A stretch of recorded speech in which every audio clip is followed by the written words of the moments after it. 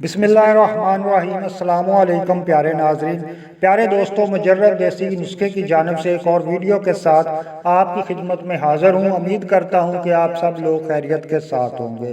प्यारे नाजरीन, आज मैं उन लोगों के लिए एक ऐसा मुजर्रब देसी नुस्खा लेकर आपकी खिदमत में हाज़िर हुआ हूँ जिनकी मर्दाना टाइमिंग बिल्कुल सिफर है, जो 1 मिनट भी नहीं निकाल पाते और जो लोग औरत के पास जाते ही फारग हो जाते हैं। ऐसे लोगों के लिए आज मैं एक ऐसा मुजर्रब देसी नुस्खा बताने जा रहा हूँ जिससे उनकी मर्दाना टाइमिंग इतनी हो जाएगी कि वो टाइम लगा लगा के थक जाएंगे और औरत भी थक जाएगी, लेकिन इंजाल नहीं होगा।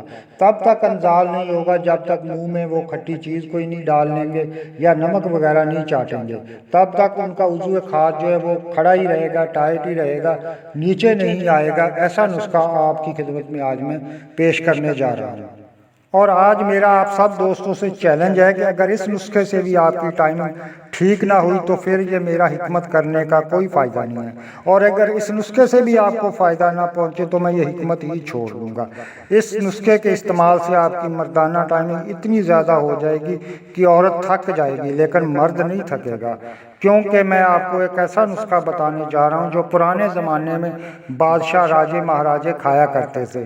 आपको ये तो पता होगा कि उस दौर के राजे महाराजे और बादशाह और मुग़ल बादशाह कितने अयाश होते थे और उनकी 10-10 बीवियाँ होती थी, लेकिन वो रोज़ाना ही सब बीवियों को शराब करते थे अच्छी तरह, और उनकी बीवियाँ भी उनसे खुश रहती थी क्योंकि उनकी टाइमिंग इतनी ज़्यादा होती थी कि वो सबको ही खुश रखते थे। और आज के दौर में हमसे एक बीवी जो है वो कंट्रोल नहीं हो सकती, क्योंकि उतनी ताकत कहाँ से लाए।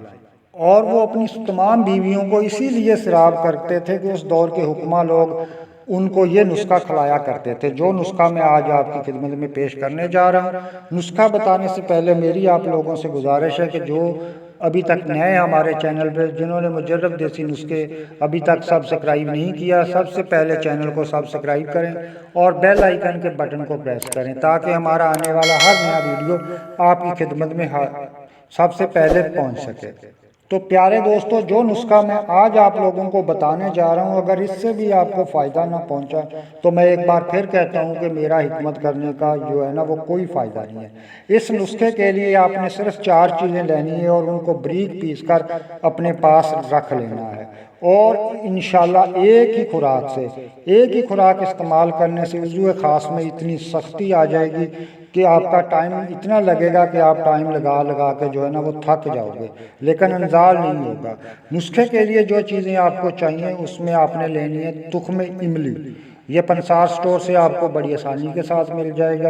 और इसके अलावा तुख्म सरस, ये भी आपने 1 तोला लेना है, और तुख्म इमली भी आपने 1 तोला लेना है। और सामने स्क्रीन पे भी आप लोगों को ये नुस्खा लिखा हुआ नज़र आ रहा है, आप इसको नोट कर लें। इसके अलावा आपने सालब मिश्री लेनी है 1 तोला।